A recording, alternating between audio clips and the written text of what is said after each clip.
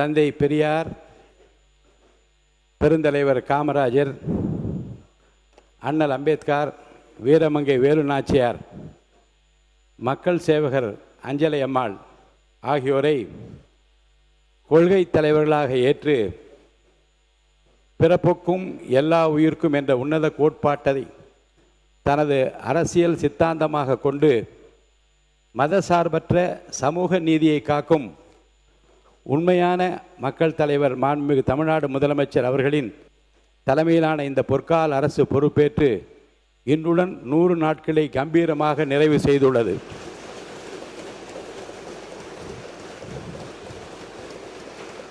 அரசின் இந்த முதல் 100 நாட்கள் என்பது நாட்காட்டியில் கடந்து செல்லும் வெறும் நாட்கள் அல்ல. இது தமிழக வரலாற்றில் புதியதொரு மாற்றத்தின் 100 நாட்கள் ஆகும். வாக்குறுதி என்பது தேர்தலுக்கான வார்த்தை அல்ல, அது மக்களுக்கான பொறுப்பு என்ற உணர்வுடன் செயல்படும் இந்த அரசு மக்களின் பேராதரவோடு பொறுப்பேற்ற முதல் நாளிலிருந்தே மக்களின் நாடி துடிப்பை அறிந்து புதிய சிந்தனைகளுடன் களமிறங்கி தனது முதல் 100 நாட்களில் பல்வேறு துறைகளில் செயல்படுத்தியுள்ள பணிகள் பாராட்டுக்குரியவை. ஏழை எளிய மக்களின்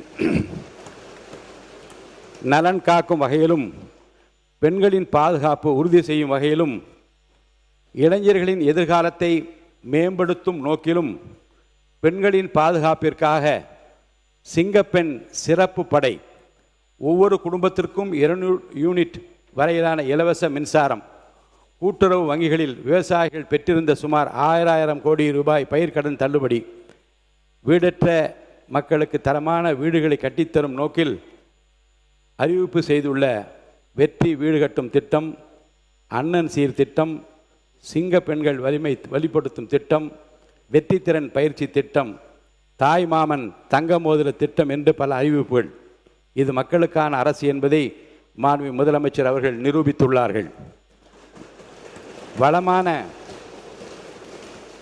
வளமான தமிழ்நாடு, வலிமையான தமிழ்நாடு, சமத்துவமான தமிழ்நாடு, ஊழலற்ற தமிழ்நாடு என்ற எதிர்கால கனவுக்கு முதல் 100 நாட்களில் வலுவான அடித்தளத்தை அமைக்கும் வகையில் ஆட்சி கட்டிலில் ஏறியவுடனே விளம்பர வெளிச்சத்தை தேடாமல் ஏழை எளிய மக்களின் வாழ்வாதாரத்தை உயர்த்தும் முதன்மையான கோப்புகளில் கையெழுத்திட்ட அந்த பொன்னான கரம் நமது மாண்புமிகு முதலமைச்சருடையது.